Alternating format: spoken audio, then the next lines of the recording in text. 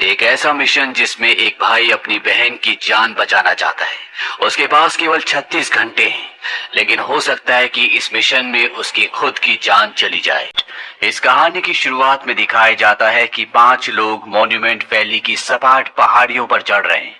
ये पहाड़ियां बहुत ही खतरनाक होती है। इन 5 में 3 लोग होते हैं जो एक परिवार के होते हैं, जिसमें पिता का नाम रॉयस, बेटी का नाम एनी और बेटे का नाम पीटर होता है। इनके साथ जो 2 लोग होते हैं वो इतने एक्सपर्ट नहीं होते, वो दोनों के दोनों इनसे ऊपर होते हैं और अगले पल वो लोग अपना बैलेंस खो देते हैं और वो नीचे गिरना शुरू हो जाते हैं। ये पांचों के पांचों एक ही रस्सी से बंधे हुए हैं, इसीलिए एक एक करके सब पहाड़ी से अलग हो जाते हैं और अब ये पांचों के पांचों एक रस्सी पर लटके हुए और ये रस्सी इन पांचों का भार नहीं उठा सकती। बहुत जल्दी ये सब के सब नीचे गिर जाएंगे, लेकिन इससे पहले कि ये सब एक साथ गिरते, वो 2 लोग जो चट्टान पर सबसे ऊपर थे वो रस्सी पर सबसे नीचे लटके हुए होते हैं और तभी उनकी रस्सी टूट जाती है और वो दोनों इस ऊंचाई से नीचे गिर जाते हैं। और अब रस्सी पर रॉयस, उसका बेटा पीटर और उसकी बेटी एनी है और धीरे धीरे रस्सी खिसक रही होती है। रॉयस अपनी बेटी को बोलता है, तुम पहाड़ी पर क्लैंप लगाने की कोशिश करो ताकि इनकी रस्सी को और भी सपोर्ट मिल जाए, लेकिन उसका हाथ पहाड़ी की उस दरार तक नहीं पहुंचता जहां पर वो क्लैंप को अटका सकती है। और अब रॉयस जानता है कि उसे क्या करना है। रॉयस सबसे नीचे है और उसके ऊपर उसका बेटा पीटर है। वो पीटर को बोलता है कि चाकू निकालो। पीटर चाकू निकालता है और वो कहता है कि रस्सी को काट दो ताकि मैं गिर जाऊं और रस्सी का भार कम हो जाए और तुम दोनों बच जाओ। वो अपने दोनों बच्चों को बचाना चाहता है। एनी ऐसा करने से पीटर को मना करती है। पीटर भी ऐसा नहीं करना चाहता, लेकिन उनके डैड जानते हैं कि अगर उसने ऐसा नहीं किया तो ये तीनों के तीनों मारे जाएंगे। रॉयस अपने बेटे को बोलता है कि तुम्हें पता है कि अगर तुमने रस्सी नहीं काटी तो क्या होगा, और मजबूरी में पीटर को रस्सी काटनी पड़ती है।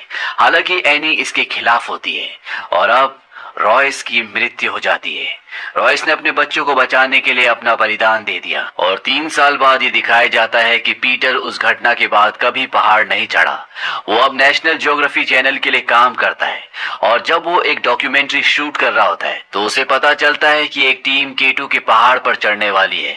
K2 दुनिया की दूसरे नंबर की सबसे ऊंची पहाड़ी है और उसे ये भी पता चलता है कि इस टीम में एनी भी है, यानी कि उसकी बहन भी इस टीम में है। उसकी बहन अब एक बहुत ही फेमस पर्वतारोही है, उसका बहुत नाम है और वो अपनी बहन से मिलने जाता है। दरअसल आज भी उसकी बहन अपने पिता की मौत का कारण अपने भाई पीटर को समझती है। उसने आज तक उसे माफ नहीं किया। पीटर को पता चलता है कि 5 लोगों की टीम, जिसमें एक उसकी बहन भी है, K2 की पहाड़ी पर चढ़ेगी और बुधवार तक उन्हें वहां शिखर तक पहुंचना है। इन 5 में एक आदमी है जिसका नाम है एलियट वैंग, जो कि बहुत अमीर आदमी है और उसने एक एयरलाइंस खरीदी है और बुधवार को जब वो शिखर पर होगा तो उसकी एयरलाइंस की पहली फ्लाइट K2 की पहाड़ी के ऊपर से गुजरेगी और उस वक्त वो वहां पर होगा। ये एक तरह का उसकी एयरलाइंस का प्रचार है जिसके लिए वो सबको अच्छे खासे पैसे देगा। अब जिस दिन इन्हें पहाड़ी पर चढ़ना होता है उससे एक रात पहले वो यहाँ पर अच्छी खासी पार्टी देता है और तभी यहाँ पर एक आदमी आता है।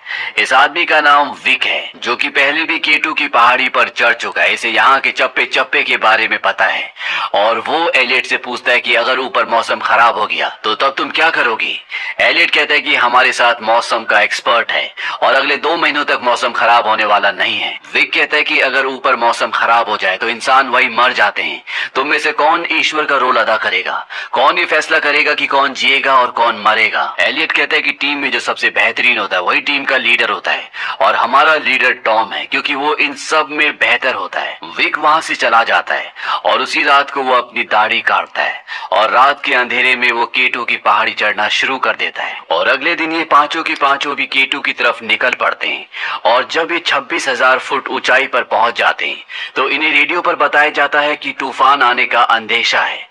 इनका जो लीडर होता है, जिसका नाम टॉम है, वो कहता है कि हमें वापस जाना चाहिए, लेकिन एलियट ऐसा नहीं करना चाहता। वो कहता है कि हम अपने पहले पड़ाव से सिर्फ 1 घंटे की दूरी पर है और वैसे भी तूफान बहुत धीरे धीरे बढ़ रहा है और हो सकता है कि वो उत्तर की तरफ मुड़ जाए, जैसा कि हमें रेडियो में बताया गया, इसलिए हमें आगे बढ़ना होगा। हालांकि टॉम आगे नहीं बढ़ना चाहता, लेकिन एलियट और एनी चाहते हैं कि उन्हें आगे बढ़ना चाहिए और ये पांचों के पांचों अब 26,000 फुट की ऊंचाई से और भी ऊपर बढ़ना शुरू कर देते हैं। और जब ये बात नीचे बेस कैंप में पीटर को पता चलती है कि वो तूफान की चेतावनी के बाद भी आगे बढ़ रहे हैं, तो इस बात से वो चिंतित होता है और वो एक बार फिर से टॉम को बताता है कि दक्षिण से तूफान बढ़ रहा है और अगर तुम वापस नहीं आए तो तुम सब के सब फंस जाओगे। टॉम एलियट को कहता है कि हमें वापस चलना चाहिए, लेकिन एलियट टॉम को एक बार फिर से कन्विंस कर लेता है कि हमें आगे बढ़ना होगा। वो कहता है कि तुम 2 बार एवरेस्ट के ऊपर चढ़ चुके हो और आज अगर तुम उस तूफान के डर से, जिसके आने की चांसेस बहुत कम है, वापस लौट गए तो तुम्हें इस बात का दुख हमेशा रहेगा। और एक बार फिर ये पांचों के पांचों आगे बढ़ना शुरू कर देते हैं और जब नीचे से दूरबीन से पीटर देखता है कि ये लोग अभी भी वापस नहीं आ रहे तो वो बहुत चिंतित हो जाता है, क्योंकि इन पांचों में एक उसकी बहन भी है। अपने पिता को वो पहले खो चुका है, अब वो अपनी बहन को नहीं खोना चाहता।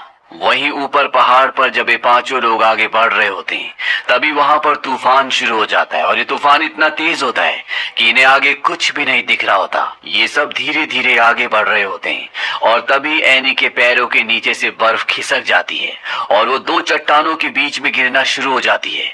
ये पांचों के पांचों रस्सी से बंधे हुए होते हैं, इसीलिए एनी के साथ साथ सब खींचे चले आते हैं और जब एनी सरफेस से 2 फुट ऊपर होती है तो उसकी रस्सी अटक जाती है और अगले पल वो रस्सी टूट जाती है, जिससे एनी को चोट नहीं लगती।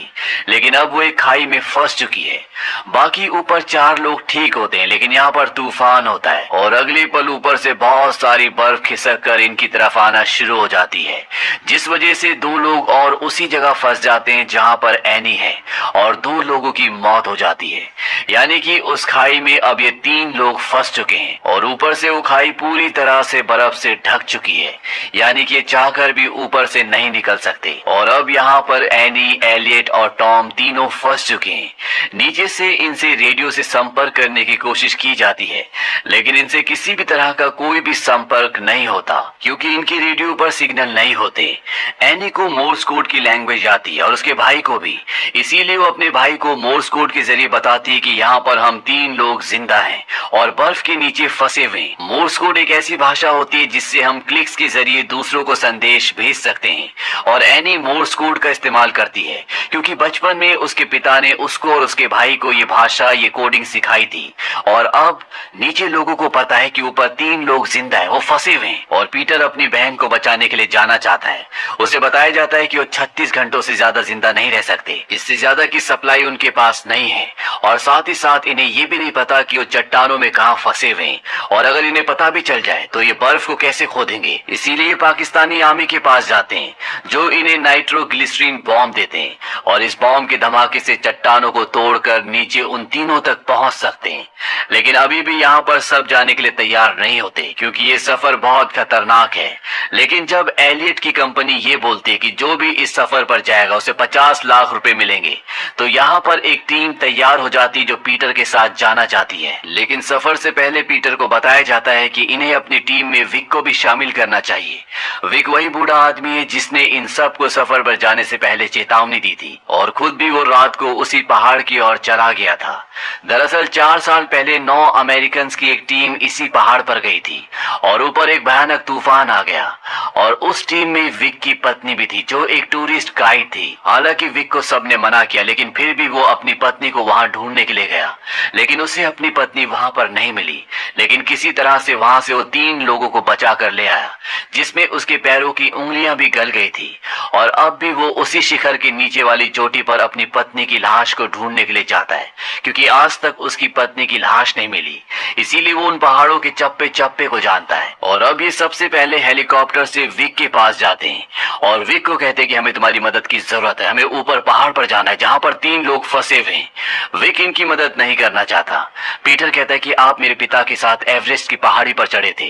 दरअसल पीटर के पिता को पहले से जानता है, लेकिन फिर भी वो मदद नहीं करना चाहता। वो कहता है कि ऊपर सब मर चुके होंगे। लेकिन जब उसे बताया जाता है कि एलियट की कंपनी वाले इस काम के लिए 50 लाख का इनाम देंगे, तो विक मान जाता है। वो कहता है कि ये चढ़ाई किसी रिकॉर्ड बनाने के लिए नहीं है, ये एक बचाव दल है और अब से जैसा मैं कहूंगा वैसे ही होगा। वहीं जो 3 लोग नीचे फंसे हुए, धीरे धीरे उनकी तबीयत खराब होना शुरू हो जाती है, क्योंकि वहां पर ऑक्सीजन की कमी होती है, ठंड बहुत ज्यादा होती है और उनके पास अब केवल 22 घंटे बचे हैं और 22 घंटे में अगर उन्हें नहीं बचाया गया तो वो तीनों की तीनों मर जाएंगे। क्योंकि धीरे धीरे इस ऊंचाई पर ऑक्सीजन की वजह से इन तीनों का दम घुटना शुरू हो जाएगा, इनकी तबीयत खराब हो जाएगी और ये तीनों यहीं पर मर जाएंगे।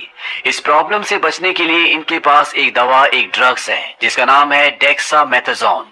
जब तक इनके पास ये है तब तक ये यहाँ पर आराम से सांस ले सकते, लेकिन इनके पास बहुत ज्यादा दवा नहीं है। और साथ ही साथ टॉम, जिसकी हालत सबसे ज्यादा खराब है, जो ऊपर से गिरने के बाद इंजर्ड भी हो गया था, उसने अपना दवा का बैग खो दिया, यानी कि उसके पास दवा नहीं है। और जब एनी उसकी मदद करना चाहती है तो एलियट कहता है कि उसे दवा की जरूरत नहीं है, वो ऐसे ही मर जाएगा और अगर हमने उसे अपनी दवा दी तो हम भी मारे जाएंगे।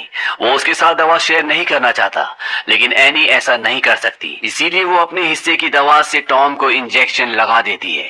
हालांकि ये दोनों यहाँ पर एलियट की वजह से फंसे हैं, लेकिन एलियट को इन दोनों की जिंदगी की कोई परवाह नहीं, वो किसी भी कीमत पर अपने आप को बचाना चाहता है। वहीं दूसरी तरफ पीटर, विक और उसके साथ 4 और लोग हेलीकॉप्टर से ऊपर पहाड़ियों तक पहुंच जाते हैं, लेकिन आगे का सफर इन्हें पैदल ही तय करना होगा। इसीलिए दोनों लोगों की 3 टीम्स बनाते हैं और अलग अलग रास्तों से उस जगह तक पहुंचने की कोशिश करते हैं जहां पर वो तीनों लोग बर्फ के नीचे दफन हैं। पीटर और विक एक साथ होते हैं और जब पीटर और विक पहाड़ों से ऊपर चढ़ रहे होते हैं तो विक पीटर को बोलता है कि तुमने अपने पिता की रस्सी काट कर अच्छा किया, अगर उनके पास चाकू होता तो वो भी यही करते। हालांकि आज तक उसके दिल में ये गिल्ट होता है कि उसने अपने पिता की रस्सी काटी, इसीलिए उसने उस घटना के बाद पहाड़ चढ़ना छोड़ दिया और आज वो कई सालों के बाद पहाड़ों पर चढ़ रहा है, वो भी सिर्फ अपनी बहन को बचाने के लिए। यहाँ से विक उन्हें इन्फॉर्म कर देता है कि हम तुम तीनों को बचाने के लिए जल्द से जल्द आ रहे हैं। विक एलियट को बिल्कुल भी पसंद नहीं करता क्योंकि वो जानता है कि वो एक अच्छा इंसान नहीं है। वहीं अब एनी की तबीयत भी खराब होना शुरू हो जाती है। टॉम उसे कहता है कि तुम्हें इंजेक्शन लेना चाहिए, लेकिन एलियट कहता है कि अब उसे इंजेक्शन नहीं मिलेगा क्योंकि मैंने उसे मना किया था कि वो तुम्हें इंजेक्शन ना दे, उसने तुम्हें इंजेक्शन दिया, इसीलिए अब उसे इंतजार करना होगा। एनी एलियट को कहती है तुम जिंदा रहना चाहते हो ना, वो देखो सामने एक बैग पड़ा है जिसके अंदर दवा है, जाओ और उस बैग को ले आओ। दरअसल सामने इन्हीं में से एक का बैग पड़ा होता है जिसके अंदर दवा है, लेकिन वहां पर जाना बहुत खतरनाक है क्योंकि वहां जाने पर इनकी जान भी जा सकती है। वो ऐसी जगह पर पड़ा होता है जहां से बैग लाना बहुत मुश्किल है और एलियट वहां पर नहीं जाना चाहता क्योंकि उसे अपनी जान से बहुत ज्यादा प्यार है। एनी ये डिसाइड करती है कि वो उस बैग को लेने के लिए जाएगी। वो वहां पर जाती है और अपनी जान पर खेलकर वो उस बैग को ले आती है। जब वो बैग खोलकर देखती है तो उसके अंदर अभी भी दवा की 4 ट्यूब्स बाकी होती है। वो उसमें से एक इंजेक्शन टॉम को दे देती है। हालांकि एनी की तबीयत भी अब खराब है, लेकिन इतनी जल्दी वो भी इंजेक्शन नहीं ले सकती क्योंकि उसे अपने आप को जिंदा रखने के लिए इन इंजेक्शंस की जरूरत होगी। वहीं बाहर 3 टीम्स में से एक टीम जिसमें एक लड़का और लड़की होते हैं जो इन्हें बचाने के लिए यहाँ पर आ रहे हैं। वहां पर लड़के का पैर स्लिप हो जाता है और चट्टान के किनारे से लटक जाता है। लड़की उसे बचाने की कोशिश करती है, लेकिन इस कोशिश में वो खुद भी चट्टान से लटक जाती है और तभी इनके बैग से बॉम्ब नीचे गिर जाता है और जैसे वो नीचे गिरता है यहाँ पर एक बहुत बड़ा धमाका होता है। हालांकि इस धमाके में दोनों की जान बच जाती है। वो वापस ऊपर चला जाता है और तभी एक बर्फ का सैलाब उसकी तरफ आता है जो उसे अपने साथ बहा कर ले जाता है और उसकी मौत हो जाती है। लड़की की जान बच जाती है क्योंकि उस वक्त वो चट्टान पर लटकी हुई थी और कुछ ही देर बाद वो पीटर तक पहुंच जाती है। अब यहाँ पर बहुत बड़ा धमाका हुआ होता है, इसीलिए नीचे आर्मी इन्हें ऊपर इन्फॉर्म करती है कि इस बॉम्ब को धूप में मत रखना, नहीं तो ये अपने आप ही फट जाएगा। और जब ये बात पीटर को और विक को पता चलती है तो वो अपना बैग छांव में ले जाते हैं और उसके ऊपर बर्फ डाल देते हैं। और अब ये इंफॉर्मेशन वो अपनी दूसरी टीम को, जिसमें 2 लोग हैं, उन्हें भी देते हैं। वो भी अपना बैग छांव में ले जाते हैं, लेकिन उनके बैग में जो बॉम्ब होता है उससे नाइट्रोग्लिसरीन लीक हो रहा होता है जिसकी वजह से वहां पर ब्लास्ट होता है और इन दोनों की मृत्यु हो जाती है। अब यहाँ पर ब्लास्ट की वजह से बहुत सारी बर्फ छट जाती है और उसी बर्फ के अंदर से एक औरत की डेड बॉडी विजिबल होती है और ये और कोई नहीं बल्कि विक की पत्नी है, जिसकी मृत्यु आज से 4 साल पहले एक बर्फ के तूफान में यहीं इन पहाड़ों पर हो गई थी। और पिछले 4 सालों से वो अपनी पत्नी की डेड बॉडी को ढूंढ रहा होता है। वो अपनी पत्नी के गाल पर हाथ लगाता है और उसके गले में जो अंगूठी होती है वो उसे अपने हाथ में पहन लेता है। इसके बाद वो बर्फ में कुछ ढूंढने लगता है और तभी पीछे से पीटर आता है।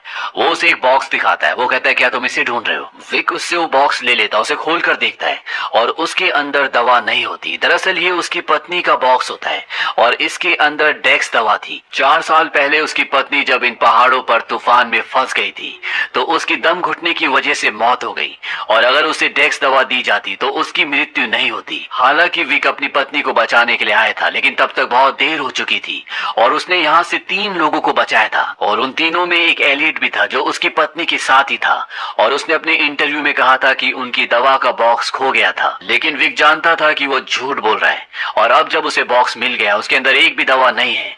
इसका मतलब ये था कि सारी दवा एलियट ने खुद ले ली थी। उसने विक की पत्नी को दवा नहीं लेने दी, जिसकी वजह से दम घुटकर उसकी मृत्यु हो गई। विक कहता है कि मैं उसे नहीं छोड़ूंगा। पीटर कहता है कि मैं तुम्हें उसे मारने नहीं दूंगा। विक कहता है ये मत भूलो कि तुम कहां पर हो, ये 24,000 फुट ऊंचाई है, यहाँ पर तुम अपने पैरों पर ठीक से खड़े भी नहीं हो सकते और अब एलियट को मुझसे कोई नहीं बचा सकता। विक वहां से अकेला ही आगे के सफर पर निकल जाता है और रात को एनी रेडियो पर अपने भाई को कॉल करती है। अब ये आसपास है, इसीलिए इनकी आपस में बात हो पा रही होती है और वो अपने भाई से कहती है कि तुम वापस चले जाओ, क्योंकि जब तक तुम यहाँ पर पहुंचोगे हम में से कोई भी जिंदा नहीं बचेगा। और वो ऐसा इसलिए कहती है क्योंकि उसकी हालत बहुत ज्यादा खराब होती है। टॉम भी लगभग मरने वाला होता है और एलियट की भी तबीयत अब खराब होना शुरू हो गई होती है। अभी टॉम 24,000 फुट की ऊंचाई पर होता है और ये लोग 26,000 फुट की ऊंचाई पर फंसे हुए हैं, यानी कि वहां पहुंचने में उसे अभी भी कई घंटे लगेंगे। जबकि एनी उसे बताती है कि अगले 2 घंटे में शायद हम मर जाएं। पीटर कहता है कि मैं वापस नहीं जाऊंगा, चाहे कुछ भी हो जाए मैं तुम तक पहुंचूंगा। वही रात को ये दिखाया जाता है जब एनी सो रही होती है तो एलियट टॉम के पास जाता है और वो उसका मुंह बंद कर देता है। वो उसे एयर का इंजेक्शन लगाकर मार देता है और कुछ देर बाद जब एनी उठकर टॉम को देखती है तो वो देखती है कि वो मर चुका है। वहीं पर सिरिंज पड़ी होती है और वो समझ जाती है कि एलियट ने उसे मार दिया ताकि हम उसे दवा ना दें और वो ज्यादा से ज्यादा देर तक जिंदा रह सके। इस वक्त एलियट ऊपर चढ़ने की कोशिश कर रहा होता है, जो कि बहुत ही मुश्किल है। एनी उस पर हमला कर देती है क्योंकि उसने टॉम को मार दिया और जब ये दोनों लड़ रहे होते हैं तभी ऊपर से कुछ बर्फ गिरती है और इन्हें एक हल्की सी रोशनी दिखाई देती है। लेकिन ये छेद इतना बड़ा नहीं होता कि ये वहां से ऊपर निकल सके, बाहर निकल सके और इन्हें किसी भी कीमत पर वहां पर निशानी लगानी होगी ताकि जो भी इन्हें बचाने आए उसे पता चल जाए कि ये दोनों के दोनों बर्फ के नीचे यहीं पर दफन है। इनके पास जो इंक होती है वो जम चुकी होती है, इसीलिए एलियट एक बैग में टॉम के ब्लड को रखता है और उसे ऊपर सरफेस तक पहुंचाकर उस बैग में एक ब्लास्ट करता है जिससे ब्लड चारों तरफ फैल जाता है। वहीं दूसरी तरफ ये दिखाया जाता है कि पीटर अपनी जान पर खेलकर शॉर्टकट रास्ते से यहाँ तक पहुंच जाता है। उसके साथ वो लड़की भी होती है जो बच गई थी और जब पीटर यहाँ पर ब्लड देखता है वो समझ जाता है कि उसकी बहन और बाकी के लोग नीचे हैं। वो यहाँ पर ब्लास्ट करता है और इस बंद जगह को पूरी तरह से खोल देता है। वो देखता है कि उसकी बहन की हालत बहुत ज्यादा खराब है, वो अब खड़ी भी नहीं हो सकती, इसीलिए वो नीचे रस्सी फेंकता है। एलियट उसकी बहन को रस्सी पर बांध देता है, लेकिन उसे खींचना इतना आसान नहीं है। वो धीरे धीरे उसे ऊपर खींचने की कोशिश करता है और तभी जिस रस्सी की सपोर्ट से पीटर और लड़की उसकी बहन को खींच रहे होते हैं उसका जो हुक होता है वो निकलना शुरू हो जाता है। लेकिन इससे पहले कि वो हुक निकलता उसे पैर से कोई दबा देता है और ये विक होता है। विक भी यहाँ पर पहुंच चुका है। विक एनी को वापस नीचे रखता है और वो खुद नीचे जाने लगता है। पीटर उसे मना करता है। पीटर को पता है कि वो एलियट को मार देगा। विक नीचे जाता है। एलियट उस पर हमला करता है क्योंकि वो जानता है कि विक को पता है कि उसकी पत्नी की मौत का कारण वही है और वो उसे यहाँ पर मार देगा। लेकिन विक उसे मारता नहीं है बल्कि उसकी कमर पर हुक लगा देता है, यानी कि उसने उसे नहीं मारा, हालांकि उसके पास मौका भी होता है। और अब ये सब के सब एक ही रस्सी पर बंधे हुए और पीटर धीरे धीरे अपनी बहन को खींचना शुरू करता है। लेकिन इससे पहले कि उसकी बहन ऊपर पहुंचती, जिस जगह पर विक और एलियट खड़े होते हैं वो पूरी की पूरी नीचे धंस जाती है और नीचे बहुत गहरी खाई है और अब ये चारों के चारों एक ही रस्सी पर लटक चुके हैं। ऊपर सिर्फ एक लड़की है और वो इन चारों को ज्यादा देर तक होल्ड नहीं कर सकती और ना ही ऊपर खींच सकती है। विक अपनी जेब से चाकू निकालता है। पीटर समझ जाता है कि वो क्या करने वाला है क्योंकि उसके डैड ने भी कुछ ऐसे ही किया था। पीटर उसे मना करता है। विक कहता है कि कोई भी चारा नहीं है। एलियट विक के नीचे रस्सी पर लटका होता है और वो चीख रहा होता है, चिल्ला रहा होता है कि ऐसा मत करना, क्योंकि उसे अपनी जिंदगी से बहुत प्यार है। लेकिन वो रस्सी को काट देता है और वो दोनों के दोनों उस गहरी खाई में कहीं गुम हो जाते हैं। पीटर अपनी बहन एनी को और अपने साथ जो लड़की होती है उन दोनों को लेकर नीचे बेस कैंप तक पहुंच जाता है। हालांकि एनी की तबीयत अभी भी खराब होती है लेकिन धीरे धीरे वो रिकवर हो जाएगी और इन दोनों भाई बहनों के बीच में जितने भी गिले शिकवे होते हैं वो सब के सब दूर हो चुके हैं। एनी अपने भाई पीटर से कहती कि अगर आज डैड जिंदा होते तो उन्हें तुम पर गर्व होता। हालांकि तुम्हें वो डांटते लेकिन उन्हें तुम पर गर्व होता। पीटर अपनी बहन के फोरहेड पर किस करता और वहां से बाहर चला जाता है और वहां पर वो पत्थरों की एक स्मारक बनाता है जिस पर उन सभी के नाम होते हैं जो इस पूरे मिशन में मारे गए थे।